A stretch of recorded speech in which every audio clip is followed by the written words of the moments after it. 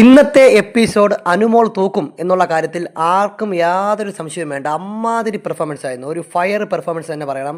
ഒരു പക്ഷേ ഈ സീസണിലെ ഒരു റിയൽ കണ്ടന്റ് മേക്കർ ഉദിച്ചുയരുന്ന ഒരു എപ്പിസോഡ് കൂടിയായിരിക്കും ഇന്നത്തെ എപ്പിസോഡ്. ബിഗ് ബോസിൽ അനുമോളും അപ്പാനിയും തമ്മിലുണ്ടായ ഫൈറ്റിൻ്റെ കഥയാണ് ഇവിടെ പറയുന്നത്. അതായത് അനുമോൾ അവിടെ കയറി വരുമ്പോൾ നമ്മുടെ കിച്ചണിൽ ജിസേൽ നിൽക്കുന്നുണ്ട്. അപ്പോൾ ജിസേൽ എങ്ങനെ അവിടെ എത്തി എന്ന് ചോദിച്ചുകൊണ്ട് അനുമോൾ അവിടെ ഒരു പ്രശ്നം ഉണ്ടാക്കുകയാണ്. പ്രശ്നമല്ല, അനുമോളുടെ ഭാഗത്താണ് ന്യായം. കാര്യം ഇന്നലെ തന്നെ പറഞ്ഞിരുന്നു കിച്ചൺ ടീമിൽ മറ്റുള്ള ആളുകൾ കയറരുതെന്ന് പറയുന്നുണ്ട്, ഈ ടീമിലില്ലാത്ത. അപ്പോൾ എങ്ങനെ ജിസേൽ പെട്ടെന്ന് അവിടെ വന്നു എന്ന് പറഞ്ഞുകൊണ്ട് ഈ അനുമോൾ ഒരു പ്രശ്നം ഉണ്ടാക്കുന്നു. അപ്പോൾ അത് ഏറ്റുപിടിച്ചുകൊണ്ട് അവിടെയുള്ള കിച്ചൺ ടീമിലുള്ള മറ്റാൾക്കാർ അങ്ങോട്ട് വരുന്നു. അപ്പോൾ അനുമോൾ അപ്പാനോട് പറഞ്ഞു, നിങ്ങളൊരു പൊട്ട ക്യാപ്റ്റനാണ്, നിങ്ങളൊരു പൊട്ട ക്യാപ്റ്റൻ ആയതുകൊണ്ടാണ് ഈ ജിസേലും അതുപോലെയുള്ള കിച്ചൺ ടീം ഇല്ലാത്ത പല ആളുകളും ഇവിടെ കയറി നിരങ്ങുന്നത് എന്നുള്ള രീതിയിൽ പറയുന്നുണ്ട്. ഇത് കേട്ടതും അപ്പാന് ശരത്ത് ചാടി എഴുന്നേറ്റിട്ട് അനുമോളെ അടിക്കാൻ എടീന്ന് വിളിച്ചുകൊണ്ട് അനുമോളെ അടിക്കാൻ പോകുന്നൊരു കാഴ്ചയാണ്. ഉടനെ തന്നെ അനുമോൾ അടുത്ത ഡയലോഗ് പറയുന്നുണ്ട്, നിങ്ങൾ കാരണമാണ് ഇവിടെ ഒരു പെൺകുട്ടി പുറത്തായത്. RJ മിൻസിയെ ഉദ്ദേശിച്ചാണ് പറഞ്ഞത്. അതുകൂടി കേട്ടതോടുകൂടി അപ്പാനിയുടെ നിയന്ത്രണമാകെ പോവുകയാണ്.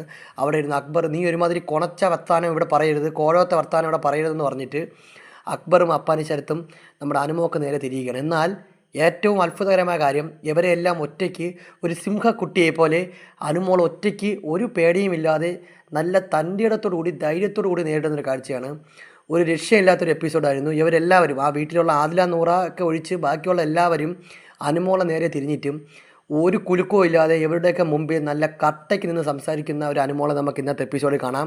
ഇന്നത്തെ എപ്പിസോഡ് എയർ ചെയ്ത് കഴിയുമ്പോൾ സ്വാഭാവികമായിട്ടും അനുമോൾക്ക് നല്ല രീതിയിലുള്ള ഫാൻസ് പുറത്തുണ്ടാവും എന്നുള്ള കാര്യത്തിൽ ഒരു തർക്കവുമില്ല. അമ്മാതിരി പെർഫോമൻസ് ആയിരുന്നു, ഒരു കാര്യം പറയാതെ വയ്യ.